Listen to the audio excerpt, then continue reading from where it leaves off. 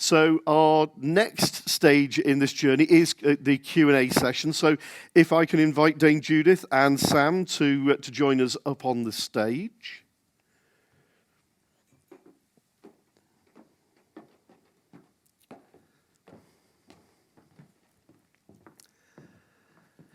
So we've already heard from two of our speakers. We have a third guest with us, Sam Stacey. Sam is the Challenge Director for UKRI, and I think it might be a good idea to explain why Sam is here. As part of change, we have to do things differently. On a regular basis, that means innovation. And we are really fortunate that UK government wants to help our industry. I would really hope that you already know about some of those industry initiatives, but I think if we could just ask Sam to give us, you've got plenty of time, so don't worry, okay, just to tell us a little bit about how government is working with industry to drive innovation in our industry. Thank you, yes. So I'm running the transforming construction part of the sector deal for construction as part of the industrial strategy. My background is as an engineer and an architect. So I was innovation director at Skanska for about 8 years before coming into this role, and saw lots of fantastic technologies, really understanding that there are enormous opportunities to do great things for the construction industry if we just adopt them. But in order to adopt them, we need to join up all the dots. And this is the fantastic opportunity of the program that I'm running here. So the fundamental principles of the program are that we do more digital modeling, we increase digital in the construction industry, that we adopt manufacturing approaches as much as possible in the construction industry. And the productivity opportunities around that are absolutely vast. I mean, certainly from my experience at Skanska, kind of at a stroke, if you just decide to deliver a project differently, you can double productivity, a really substantial increase. When you consider that 7% of the UK population work in construction, that has massive effects on overall well-being for the country. So digital manufacturing approaches and whole life value approaches. So it relates a little bit to what Judith's been talking about, but really focusing on value and what the point of what we're doing is, rather than this race to the bottom and this cheapness that we're all tangled up with. An important part of the equation is linking into government procurement. So as everyone knows, the government's procuring tens of billions of construction a year. That's well coordinated, or a big effort's been made to coordinate all that procurement activity through the Infrastructure and Projects Authority. Sort of adjacent to that, you've got MHCLG and Homes England helping the procurement or guiding the building of homes. So my program is very closely linked, and I think amongst my team we're probably talking on a daily basis to government procurers. So what we're producing is being fed and discussed with government procurement, so that what you end up with is the solution side of it, the supply side of it covered, and the demand side of it. And obviously we hope that through take-up of different techniques on the government procurement side, we influence private sector procurement as well. So in terms of how the program is structured, we've got the Construction Innovation Hub, that is delivering or creating a platform approach to construction. So very much learning from other sectors, whereby you take you identify really what represents value in terms of an asset. You come up with the rules relating to the components of that asset, and indeed the overall functioning of that asset. You develop a kit of parts. You ensure that you configure all that kit of parts in a way that comes up with a coherent whole. Right the way through it, you've got this golden thread principle that's absolutely taken from Judith's work. And you make sure that you've got a digital twin of the whole asset, both in the design, the construction, and in the operation phase. So the Construction Innovation Hub, which consists of the Manufacturing Technology Centre and the Cambridge Centre for Digital Built Britain and the BRE, are working together to develop that with 72 million of the grant that, or the money that I've got available. Particular thing to flag up in relation to that is the work that's being done with schools. So what we call the Gen Zero program, to build on some other work that we've done around standardization of school design, school dimensions, school frames, and then sort of expanding out into other elements of schools, and also starting to bring in contributions or ideas from other government departments who are delivering hospitals and prisons and so forth, as to how we can apply the same principles to a wider portfolio of building types. The CIH also has substantial capability to engage with industry. A lot of things have been happening already in terms of working with industry to develop this platform concept that I've talked about, and hopefully there's some people in this room who've already had dialogue there around the development of the platform concept. Another part of the portfolio is around decarbonisation. So we've got the Active Building Centre coming up with energy positive technologies for buildings and then propagating that through the market. This is not an isolated thing, so to a large extent what the Active Building Centre's doing in terms of energy positive technologies will be adopted through the CIH route and through what is the sort of third leg of the programme, which is investing in clusters of organisations who are developing innovative techniques for the market. So in terms of that, we've got advanced industrial methods for the construction of homes. So that's a consortium that involves Barratt and London and Quadrant social homes provider, and looking to fundamentally change and apply these approaches to what will initially be 35,000 homes a year. So already a substantial amount, but we also hope to influence a lot more homes across the country. We've got an what's called an automated construction project going on addressing commercial office space. So Landsec, architect called Bryden Wood, and what will become a sort of demonstration project involving Mason and Sir Robert McAlpine will demonstrate how we can apply the platform approach to commercial offices. So really broad spread in terms of our sort of route into the different parts of the construction market. So that's probably all I should say for now. I'm thoroughly supportive and enthusiastic about what Judith's been talking about. I absolutely think this is once in a generation, from my point of view, opportunity to radically change the industry. And indeed, my experience reflects what Judith mentioned, which is that nowhere in the world's doing it substantially better than us. The UK is in a fantastic position to really sort of take the lead in these terms and drive exports and kind of guide the way globally in terms of these techniques. Thank you. Sam, thank you very much for that. And just reiterating that, we, as MBS, we're moving into other places. We're taking our technology platform and moving it around the world. We can see our data being used literally all over the world.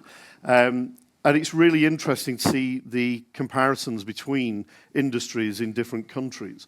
We're doing a lot in Australia at the minute, and there's been similar reports about the quality of construction and the safety of construction in Australia. Actually, the terminology that comes out of these reports are interchangeable. So this isn't a UK-only problem.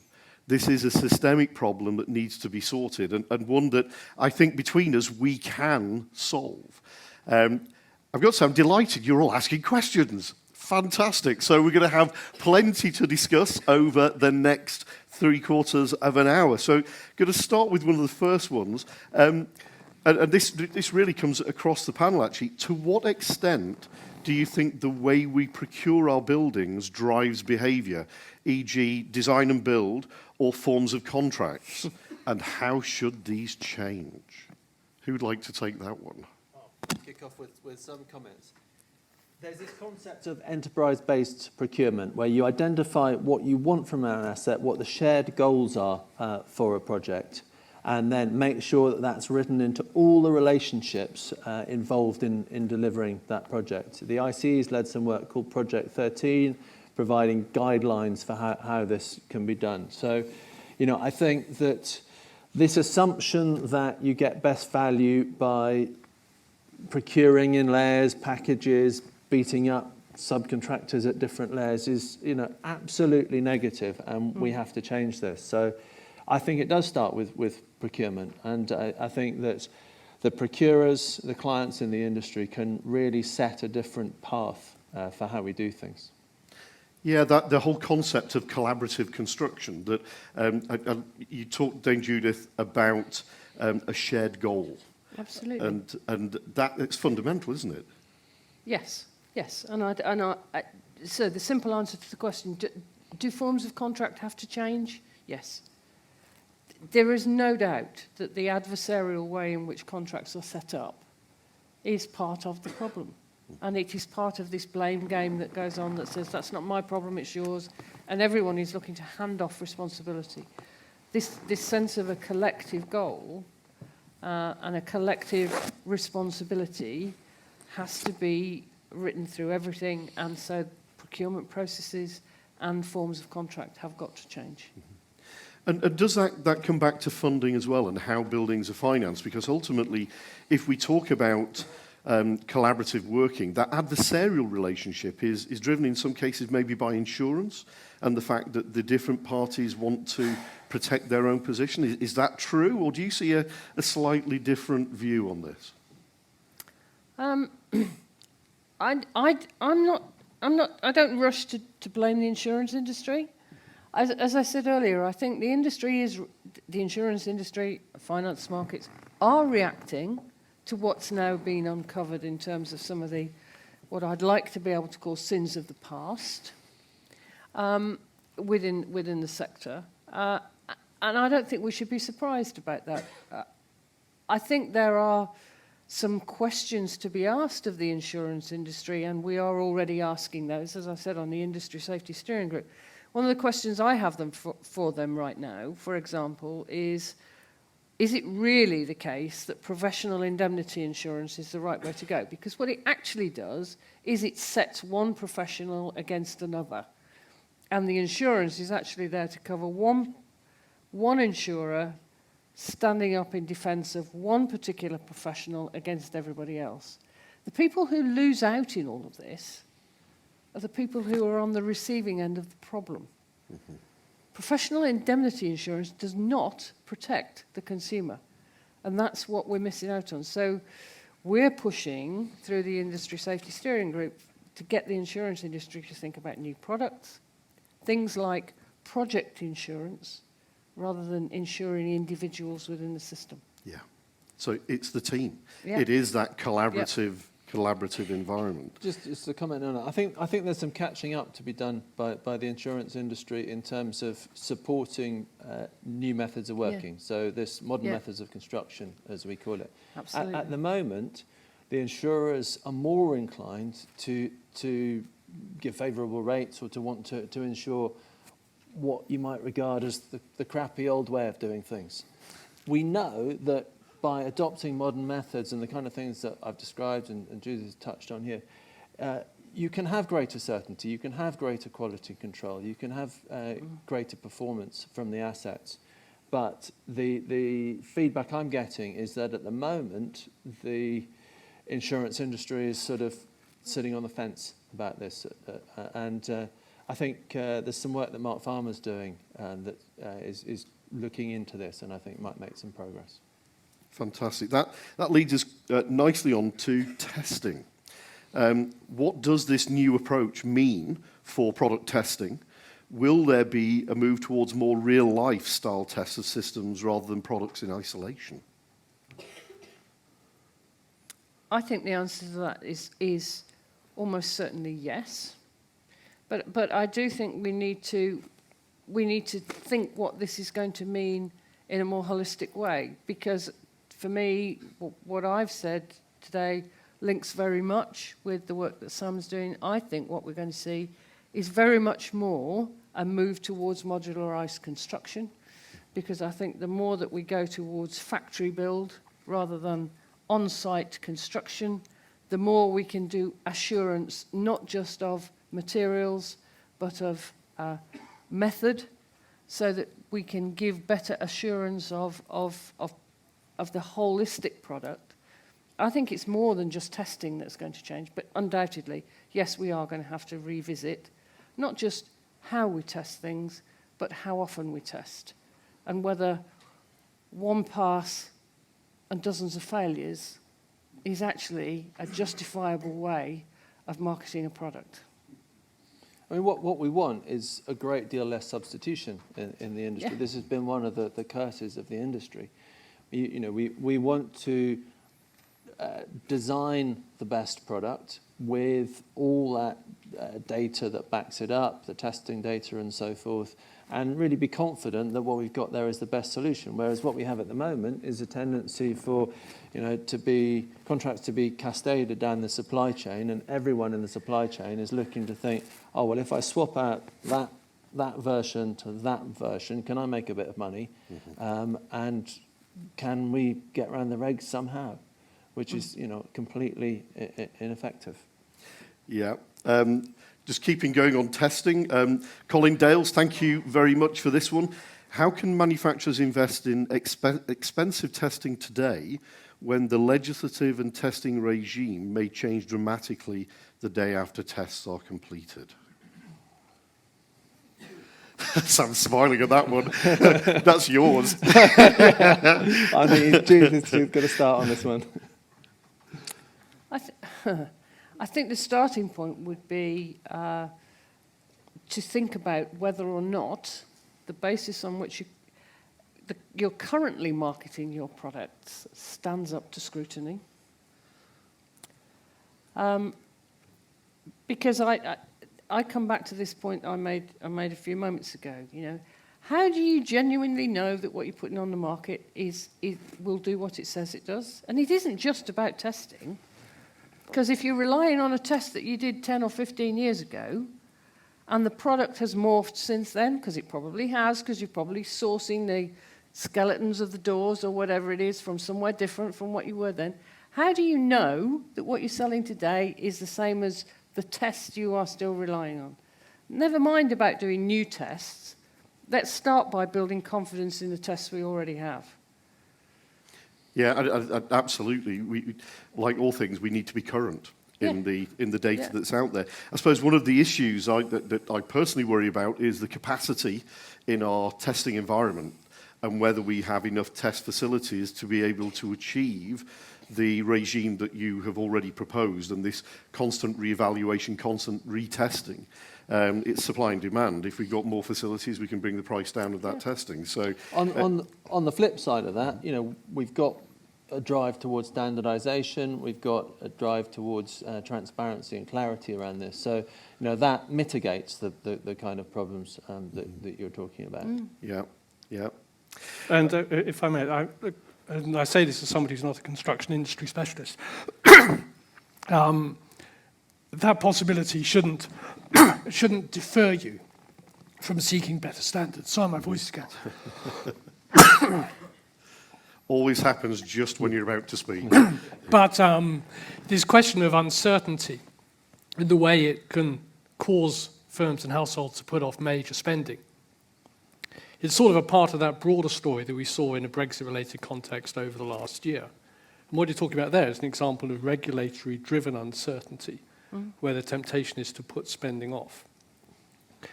That is replicated across a wide range of industries. There's a possibility the UK will diverge from EU standards, but the extent and details of that are still highly uncertain. So you can see from your own experience how that would translate into caution in other areas as well. Thank you for that. Another question for you, actually, Michael. Can construction see huge productivity jumps through the digitisation rethinking of the process? I suspect, actually, that the rest of the panel would also have views on this. My short answer is yes. I think the economy as a whole can do, and construction can do. And I've seen this at first hand, talking to companies who are involved in the, let's call it the modularization of construction, and the productivity gains which they get from that are tremendous. So look, on the official figures, productivity growth in construction has been weak for many years. Part of that is genuine. Part of it, I think, is that construction gets a slightly bad rap. And that when you make quality gains which make buildings safer, that improves, I would say, the real value of the output. They actually may not get fully measured as productivity gains. So there's a sort of hidden productivity improvement that should come from that. But can firms and the sector do better? Absolutely. And what's happening in retail now is a change which you could see elements of it were being in place a few years ago. But it's only in the last couple of years that you can really see the visible productivity surge coming through. I suspect we'll see that in other areas as well. Yeah, there is, I don't think I need to say it to this audience, but there is so much wasted effort in the construction industry. Survey after survey shows that at least 50% of construction site activities are non-value adding. So that is just wasted time. And it is obviously difficult, has been difficult to eat into that. And, companies have been trying their utmost to do it. But by taking a different approach, by moving as much of the complex work off-site as possible, you can absolutely change that. I worked on a project in Battersea next to the power station when I was at Skanska, and we were making these what is called utility cupboards. They were sort of boxes with boilers and heat recovery things and so forth inside. We had to make some of them on site. There was about 1,000 of them to do. We had to make some of them on site, and we made about 2/3 of them in the factory.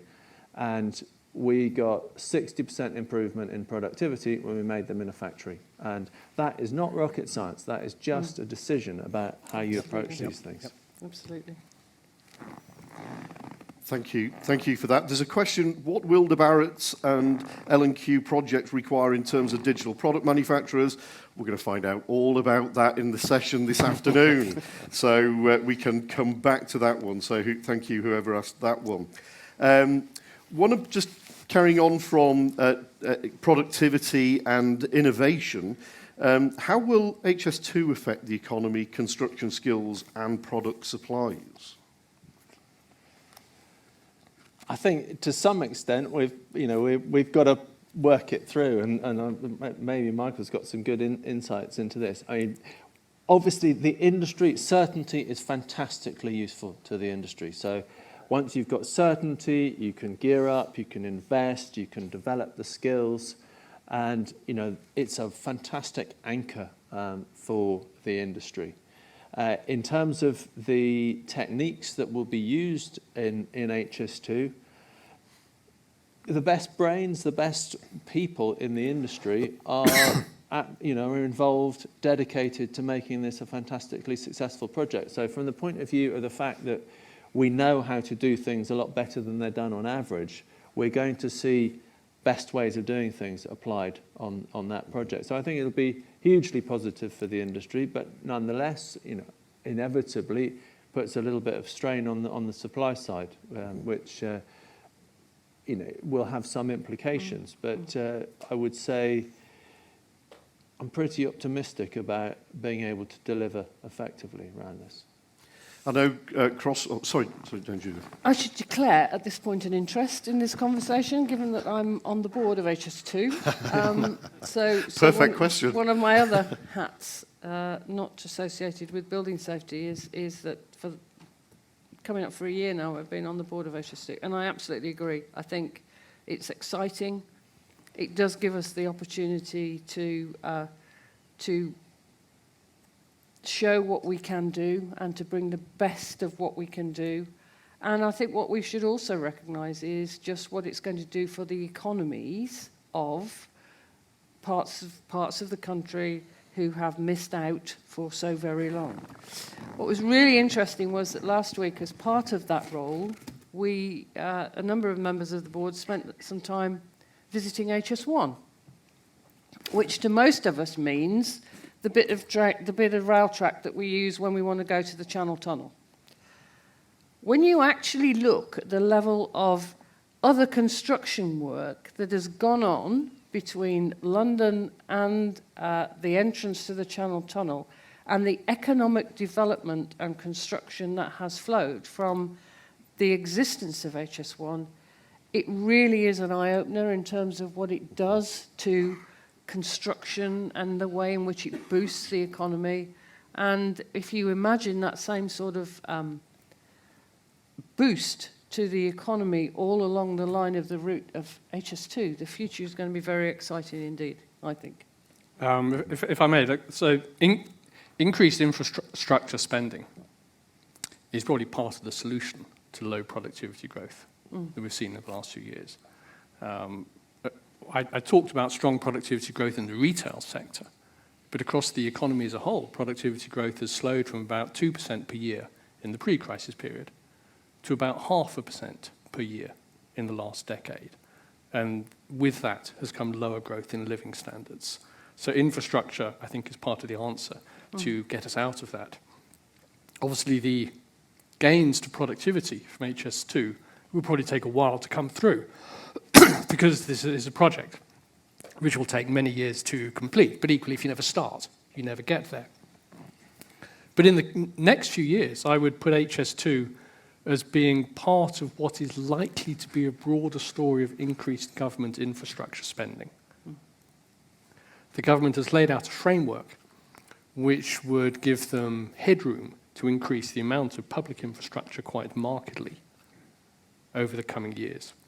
We don't yet know how quickly, to what extent they're going to make use of that headroom.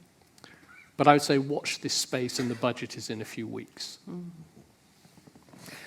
Moving on to the regulator, could you tell us a little bit more about the timing for establishment of the new regulatory body?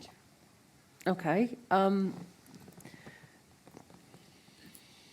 The new regulatory body will appear in shadow form before it appears in its fully fledged form. That's the plan. And my role in chairing the new body is to make that happen as quickly as we possibly can, because I think it would be only fair to say that we get it in terms of the sooner people have certainty around what is this going to look like, the better. So we really do want to start operating in shadow mode more quickly than waiting for the regulation, which, even though the Act will be laid before Parliament this year, it's going to be sometime in 2021 at least before the Act is on the statute books and we get up and running. But we want to set the regulator up in shadow mode. The other thing I want to say, though, is that you know what's coming, because we've already made clear that this regulator is going to be part of HSE. It's going to be a separate body, but under the HSE umbrella. And you know how the HSE operates. They don't tell you what to do. They ask you to demonstrate that you are doing what is reasonable and what is practicable. There's no reason to suspect, and you've got every reason to expect, that they are going to operate in exactly the same mode in relation to buildings. What have you done? How have you made sure that this is as safe as is reasonable and sensible and practicable? That's what they're going to ask. So I think you can have a pretty good idea now, knowing that it's going to be under the umbrella of HSE, of what's coming. And you also know how they operate in terms of being a pretty firm but fair regulatory body, and the sort of way in which they will operate as and when they come across non-compliance. It won't be a minor rap across the knuckles when you get it wrong anymore. So we can see from all of the discussions that this digital journey is going to take place. And one of the questions here is around the skills gap within SMEs, but also how can we support SMEs when faced with these new digital requirements?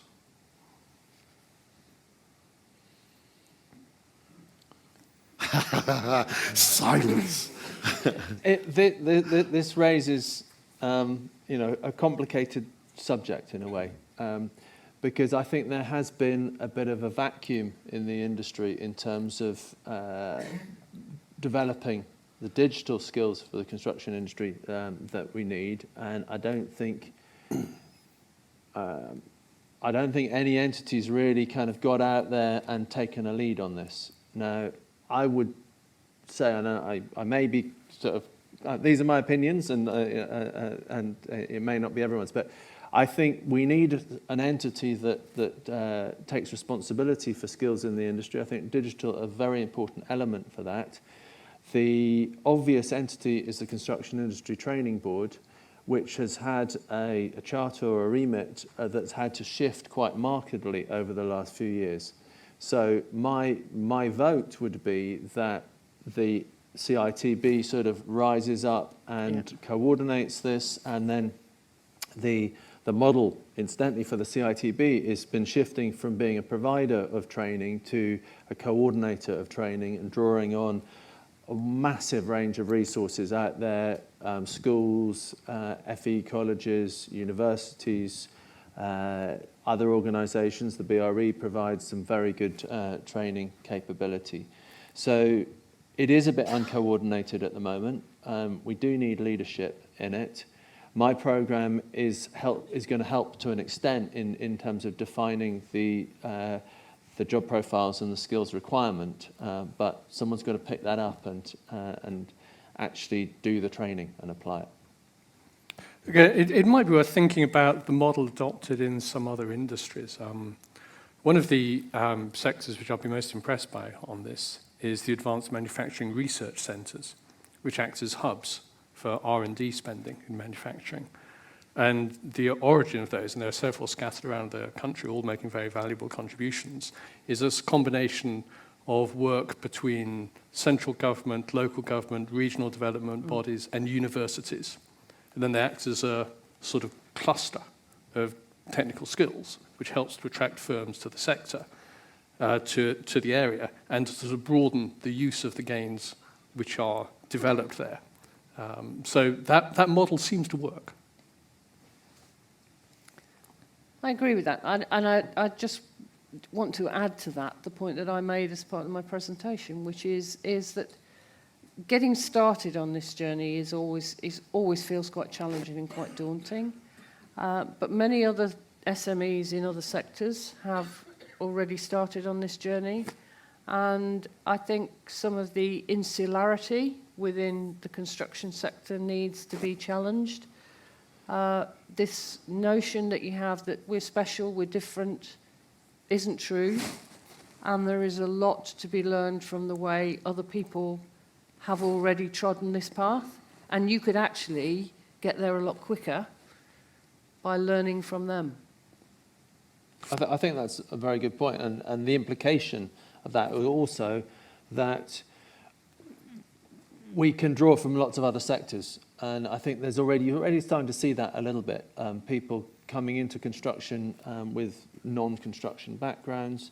I think that the sort of more enlightened HR policies of big firms, Skanska was certainly like that, is looking in sort of non-traditional areas to recruit people. And, from my own experience, I would say it works fantastically well.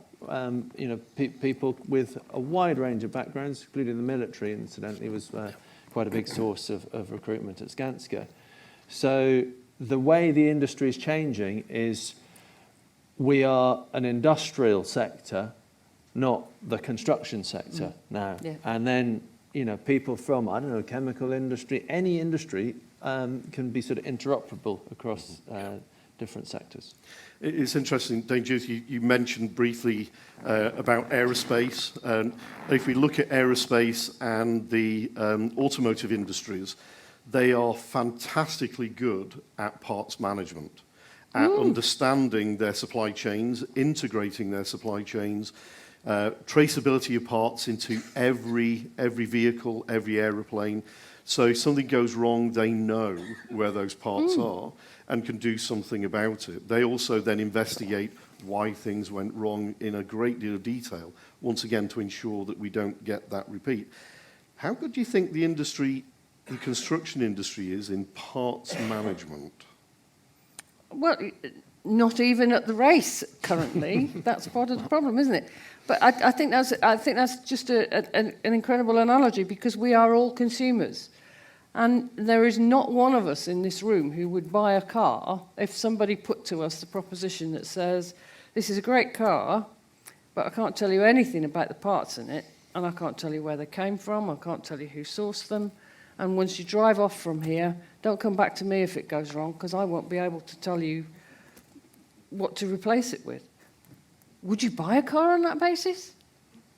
And yet we all buy into construction products, outputs, on that exactly that basis. That to me is the epitome of what has to change. That's where, among other things, the digital twin comes in. So, the idea is that there will be a digital twin of all new assets, and then developing digital twins for existing assets as well. So there's a national program about digital twins. Yeah. So for those who don't maybe know about digital twins, the concept there is that an owner will get two buildings. They'll get a real one and a digital one. And that digital one, as part of the golden thread, should really contain all the information as to how that building came to be. But then you can attach things like sensor data and actually keep maintaining and monitoring that building as time goes on. And huge expansion in the potential for digital twin. And actually, the bit I get really excited about is that actually the people who are maintaining and operating the buildings will then know more about the best way to specify the next building, because they'll know what works and what doesn't work. And I think combining that with all the other ambitions we have around safety and sustainability, I think this is a huge area. And fantastically, the UK is one of the world leaders in this area. Once again, partly because we've been supported by government over a number of years in terms of this digitisation process. We've actually got some questions back about productivity and investment. Where else can we go? What else can we do? And where do we get the funding to help the industry transform? In terms of where we get the funding, I assume it's not radical solutions to that. The key thing is financial risk. So the key thing is whether demand's going to be solid. That's been the absolute killer in terms of development of off-site techniques for the industry. So it starts with knowing what your demand profile is going to be. There are elements of aggregation of demand, so that rather than this very short-term, very localized approach to bidding for work, you can look further into the future and you can look geographically wider. Then that gives you confidence to invest. And I think also, whether it's a stick or a carrot, I'm not entirely sure, but if the clients, if the procurers are saying, we want you to produce things in an off-site way, and if you're not going to, we need a very good reason for that. That's also going to help, I think, to drive the investment. We noted earlier that the construction industry was 7% of GDP. And I'm not sure if you created this new word, Michael, but I'm going to get this horribly wrong, Amazonification of the industry. So how do we ensure the move to better productivity doesn't move the industry to Amazonification, which might damage jobs and productivity? And just before you answer, don't forget we have a fantastic talk at this in the last session. And if you really want to see what digital can do to an industry, that session will tell you, and it will give you an idea of what construction faces. But Michael, in terms of that Amazonification and the potential for productivity leading to lower jobs and potentially damaging the industry. Technological gain often destroys jobs in the industries directly affected in the short run. And that has been a story that we've seen repeatedly over not just decades, but centuries. But for society as a whole, technological gain means higher productivity gains, stronger growth in living standards, and that's been the key driver of the improvement in the economy over decades and centuries. So an approach that says we should fear technological gain and Amazonification, digitalization, I think is the wrong one. That would imply lower productivity growth, lower growth of living standards, and ultimately is not sustainable. So the answer is to accept that it's going to happen, find out how to ensure that it works for the gain of society as a whole.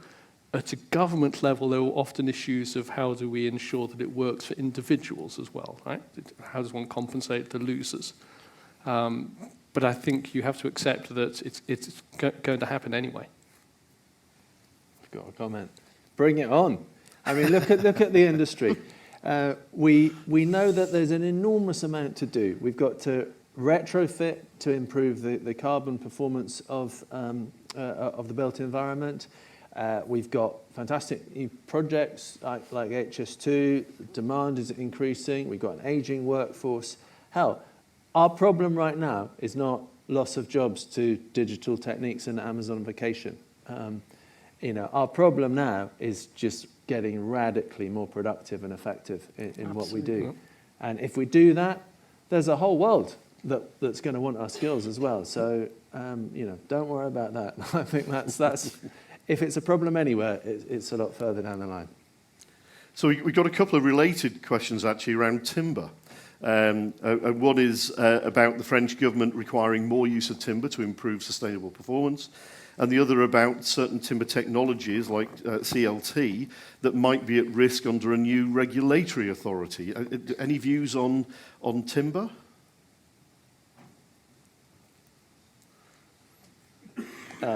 Okay. So I have no views on timber, but the issue of sustainable business practice and awareness of climate change and legislation that's going to come from that has to be crucial to what you do. And if it's not, then you better realize that it is for your competitors. And we see that in a whole range of sectors, and the firms that fail to prepare for that, you have to question as to whether they will still be around long term. I do. I'm sorry, I've got thoughts about timber. I mean, I think it's clearly a sustainable material. I think it's a lovely material, incidentally. I think that clearly it's combustible. So if it's going to be used, it has to be used in a particularly well-regulated environment. Absolutely. It's absolutely not something we should rule out. There are ways to use timber that are absolutely safe and appropriate for buildings. So, I think a lot of what we're doing is going to be conducive to making the best use of